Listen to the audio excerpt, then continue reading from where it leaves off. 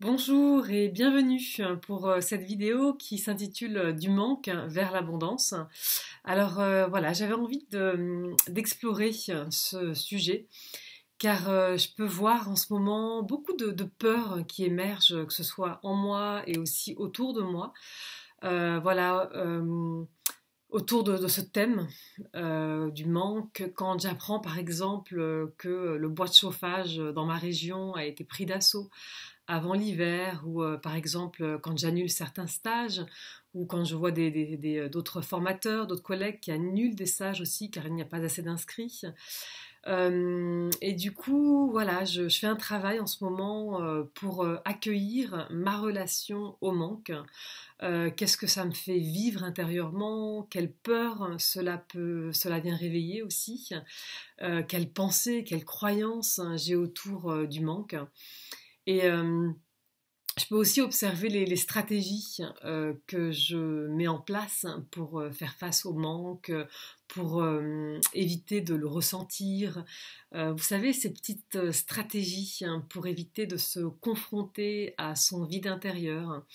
Voilà, ça peut être la frénésie d'activité, les réseaux sociaux, la nourriture, voilà, etc., etc. Et pour moi, la CNV, elle m'a beaucoup aidé à faire la différence déjà entre mes stratégies, parfois tragiques, comme le disait Marshall Rosenberg, et faire donc du coup faire voilà, la différence entre mes stratégies et mes besoins.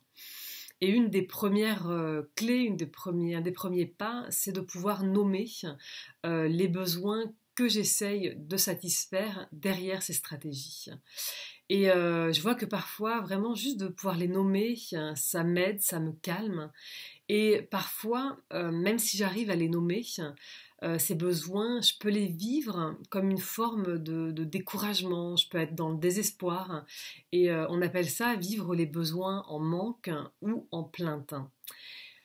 Et rester dans cet état de manque, eh ben c'est vrai que c'est très douloureux en fait. Et la question, c'est comment est-ce que je peux vivre ma relation au manque de manière plus détendue, plus, on va dire, sereine, hein. Et pour ma part, ce qui m'aide à embrasser le manque, c'est déjà de pouvoir nommer ce manque et de rester avec juste énergétiquement en fait. Parfois je respire, voilà, je respire dans ce vide et j'envoie de la présence, de la conscience, de l'amour. Et puis parfois je peux aussi ressentir la tristesse qu'il y a derrière, la tristesse de mes besoins insatisfaits dans l'instant présent. Je peux aussi pleurer mes besoins insatisfaits. Et puis, lorsque je reste avec ça de manière honnête, authentique, je vois qu'il y a autre chose qui émerge, hein, qui est de l'ordre de la tendresse et de la compassion, hein, pour moi-même et pour les besoins que voilà, que je ne peux pas nourrir en ce moment, ou j'ai pas la créativité en tout cas pour en prendre soin et pour les honorer.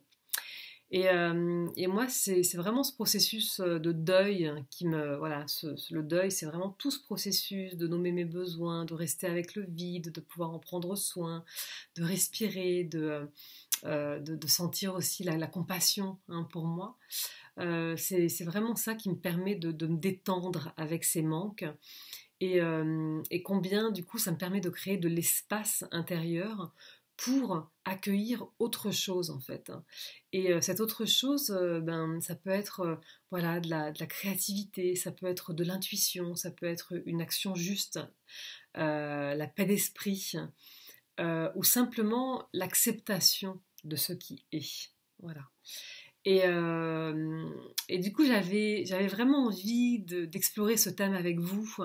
Et je vous invite à participer à la diade gratuite, hein, du 4 octobre sur le thème de l'abondance.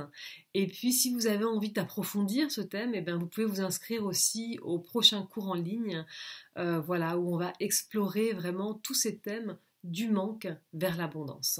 Donc je vous dis à très bientôt et puis au plaisir de se revoir.